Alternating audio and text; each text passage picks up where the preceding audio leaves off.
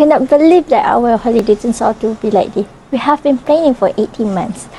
I know it did not turn out to be what we expected.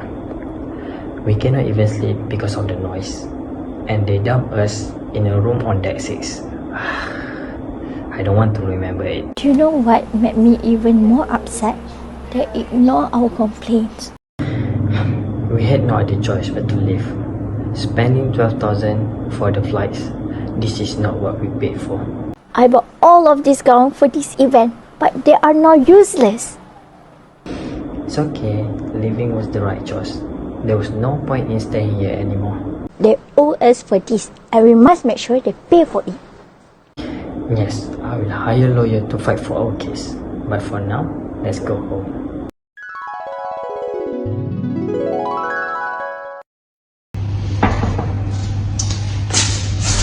Good afternoon, Mr. Aminah. Thank you for coming, and please have a seat.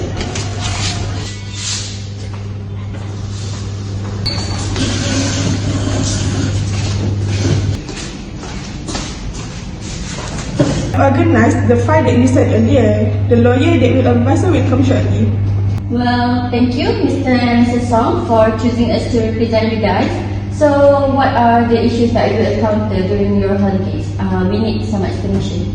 We spent 450,000 on what should have been a 106-day cruise, but it ended after just 33 days. It was a huge disappointment. We spent 450,000 on what should have been 106-day cruise, but it ended after just 33 days. It was a huge disappointment. We were very excited about that trip, but it turned out to be a disaster. That must have been very disappointing. So, based on the documents, you're claiming 500,000 as compensation for the damage value to the trip. Is it correct? Yes, but how does this process work? Will we get our money back? Good question. To win your claim, we need to show that the cruise company could have expected his loss when the contract was made. This is called the rule of remoteness in the contract law. So, under Section 74 of the Contract Act, you can only claim for losses that are retrievable from the breach. That are either, first, losses that actually happen because of the breach or ordinary losses, meaning that if you do something, you expect it to happen. And then the second one, losses that both parties could have reasonably expected when making the contract, which is extraordinary losses, which means that if you don't inform me, I will not know. Can you get a glimpse of it? So we have to prove that our loss was something they should have expected. Exactly. Let me explain about a case in Hadley and Elizabeth. The court decided that damages can only be claimed if the loss happened naturally from the breach, or if the other party knew about the special circumstances when the contract was made. It helped decide what losses are too remote to be compensated. In another case, which is Victoria Laundry Newman Industry, where the court allowed damages for normal business losses but not for extra profits because the special condition were not explained. These cases show that how the court decide what losses can be claimed. Wow, those cases sound so old. How are they still involved in this case? Yes, absolutely, Mr. Song. So, Malaysian courts still follow these cases. For example, in Sri Damansara Sendirian Berhad, as you can see, Mr. Song. Okay, you can see. The courts apply the case from principles of Hadley and Baxendale, which is focusing on the foreseeability of losses, like how I explained before. These cases emphasize that damages must arise naturally from the breach or be within the reasonable contemplation of both parties when the contract was made. Meaning that you guys came to us and explained what happened. So the breach that was caused by the other party has caused losses to you. Do you guys understand? So, if we prove the cruise money failure caused the discomfort and early end of our trip, can we recover our money? Yes, Mr. Song. The RM 500,000 you are paying me is based on the natural consequences of their failure to fix the cruise problem. So it was reasonable for Seaview, a resort with Serena Berhad, to foresee that neglecting this problem would lead to significant discomfort for passengers and force them to end the trip early. In a simple word, the loss you suffered naturally flows from their breach of contract, and it is not too remote to claim as damages, but there's something that we need to clarify. And also, we noticed that you paid 450,000 instead of 500,000 after a discount. Is that right? Yes, we got a discount through a friend. So in that case, you can only claim RM 450,000 since that's what you actually paid, and you cannot claim more than what you want. That's right. Let's move forward to 450k. Well, perfect. Mr. and Mrs. Song will build a strong case for you guys, and I will update every step. And you guys are in good hands. But we can continue to our next stage, I guess.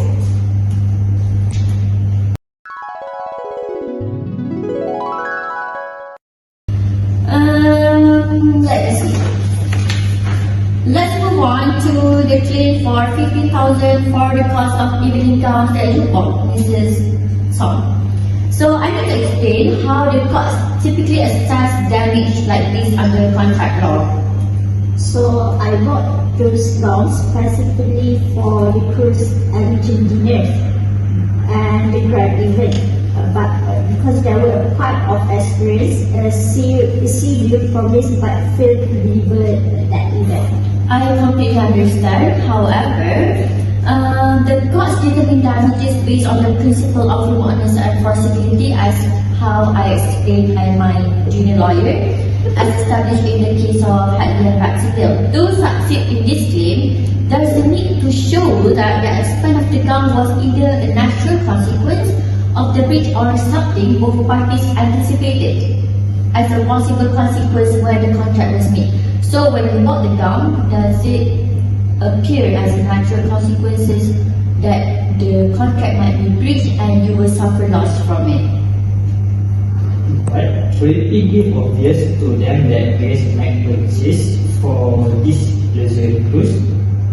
That's a strong point, Mrs. Song. It is reasonable to argue that luxury cruises come with certain expectations, like formal attire for high-end event. However, the court might focus on whether the gowns were explicitly discussed or reasonably anticipated as part of the contract. Exactly, Mr. and Mrs. Song, but here comes the challenges. I've seen you wore the gowns for several events after the trip. So, you have worn the gown for product launches, is it right, Mrs. Song? And this reuse diminishes the argument that the expenditure was entirely wasted for the trip only. So, I can explain to you a similar precedent which can be found in this case, normally, where the court rejected a claim for evening dresses because they retain their value and utility beyond the initial purpose. That's not fair. I will not have spent that of money if I know that I will end up in a crime cabin that didn't even deliver what they have promised us. You are right, Mrs. Song, and that's an important part of the case. While the court may not award the full RM 15,000 for the gown, this claim helps show how Seaview breach impacts you financially and emotionally. Well, here's the thing, Mr. and Mrs. Song. Fairness and legal liability doesn't always match. I can always argue in court that the gowns were bought because solely on the promises made by Seaview.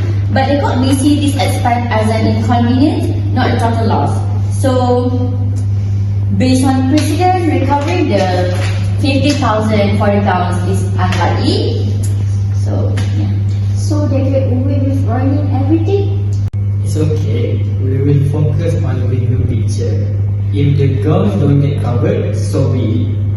What matters is holding them accountable. Exactly, but I will argue for the gown, but it's important to keep realistic expectations, yeah? And let's focus on the stronger claims for our meaningful compensation. Speaking of which, the next claim regarding loss of pleasure has strong precedents in your favor. Shall we move on to that? I agree with my junior lawyer. However, I think we need to take a break because I need to discuss some of the terms and the arguments that will be made to the court. How about you? Okay. Thank you. Thank you.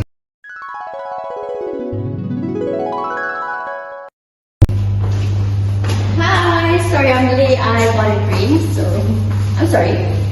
Well, let's move on to our next claim. Regarding your 12,000 return flight tickets, we need to determine if it was reasonably foreseeable by CV result at the time the contract was signed by both of you.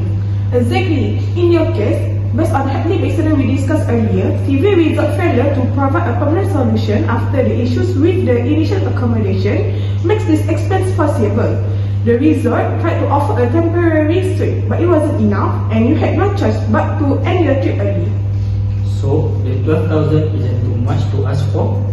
No, it's not excessive. It's a direct result of the results failure, and the loss wasn't too reward. And the Victoria Laundry supports it. Ordinary losses are recoverable if they arise naturally from the breach. Correct. CV resort should have known that if they didn't fix the problem with the accommodation, you would likely need to return home. This expense is within the reasonable contemplation. That makes sense. But what about the high price of the flight? We had to do it at the last minute? Good point. If the last minute booking was the only option, then it's still reasonable. This law allows you to recover reasonable costs incurred to mitigate your loss. In Hofberger and Ascot case, as you can see here, Mr. Song, the plaintiff was allowed to recover costs related to their efforts to mitigate losses, even when it involves some extra expense. So it means that you have mitigated the damages by not continuing your trip. Understand? Exactly, but if the court finds there's a cheaper way to get back, they might reduce your claim. For instance, if there were cheaper flights available that we didn't explore, your claim might not be as strong. So if the price considered too unreasonable, we might not get the 12,000. That's correct. If the court deems the cost unreasonable, similar to the bar case, you might see a reduction or even denial of the claim. But as long as the flight was the most reasonable option, it should be fine. So courts generally recognize that sometimes immediate action requires spending more. We had no choice but to book the flight quickly. It was very stressful for both of us. And exactly why your actions are likely justifiable, but we'll need to show the court that the decision to buy the tickets was necessary.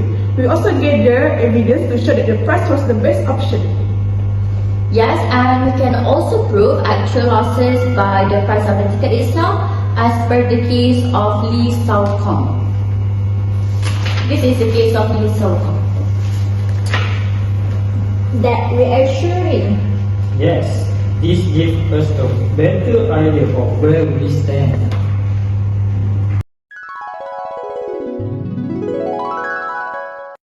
Thank you, Counsel. We were deeply disappointed with how things turned out. We have read about the claiming damages for the loss of enjoyment, but we are unsure how strong our case is.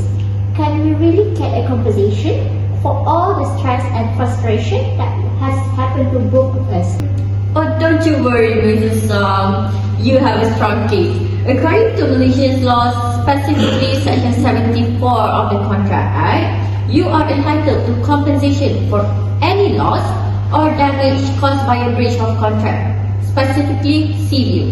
So this includes non-financial losses like the disappointment or the frustration you felt that you explained before, especially since the main purpose of the contract was to give you relaxation and enjoyment. But isn't this type of claim more complicated? I mean, how do we prove that we suffered emotionally? That's a good question, Mr. Song. In cases like yours, where the contract was meant to provide enjoyment and relaxation, court understand that the emotional harm caused by a breach.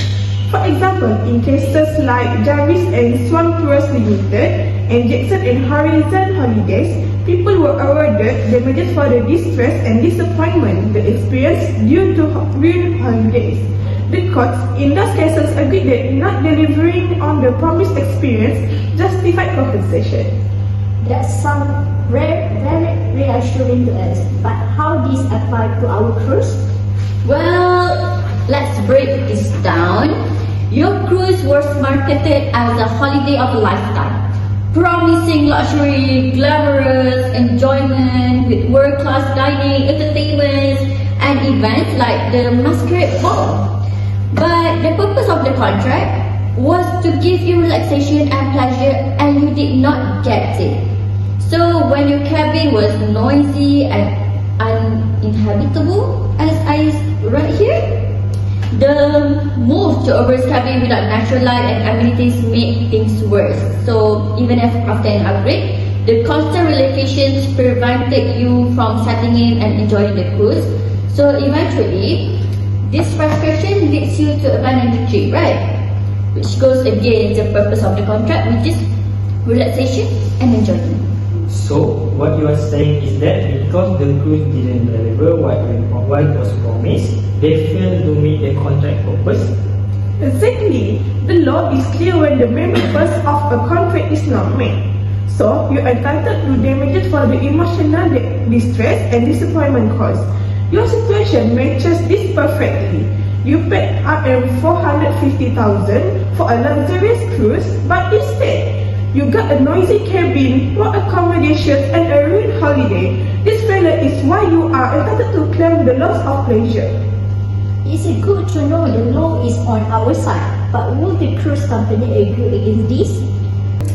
Well, as usual, they might argue that you got some benefits like the upgraded suite, but this doesn't change the fact that your enjoyment and relaxation was ruined since the beginning. So the brochure that they gave you set high expectations, and their failure to meet those requirements were foreseeable. Under Section 74 of the Contract Act, as I have mentioned before, compensation is based on what both parties could reasonably expect at the time of the contract. So, given the luxury of the cruise, the company should have known that any disruption would cause emotional harm to both of you. That makes sense. Do you think the court will award us a significant amount? The quantum of damages is up to the court, but we have a strong case for substantial compensation. Cases like Jarvis and Swan Tours show that the courts take the emotional impact of ruined holidays seriously, especially when the breach defeats the purpose of the contract. Given your disappointment and amount you paid, I expect the court to award fair compensation for the loss of pleasure you experienced. This whole experience was so upsetting for both of us. I was looking forward to a dream holiday, and instead what we get is a nightmare. I understand, Mrs. Song. That's why the law is on our side to let you claim for emotional distress in situations like this. The cruise was meant for a once-in-a-lifetime experience, as you have stated before, and their failure to deliver was significant. Thank you, Counsel. We feel much more confident now. So, to summarize, our claim for loss of pleasure has a strong legal basis under the Contract Act. Absolutely. You can claim damages under Section 74 of the Contract Act. As the cruise main purpose, your enjoyment and relaxation was ruined by the company's breach. With the right evidence, like the brochure and your account, you have a strong case. Let's move forward and get you the compensation you deserve. Thank you so much for your help. This means a lot to us. You're most welcome, Mr. and Mrs. Song. Let's proceed step by step, and we will update you all the process and make sure your claim is thoroughly presented. Rest assured, the law is on our side in this matter.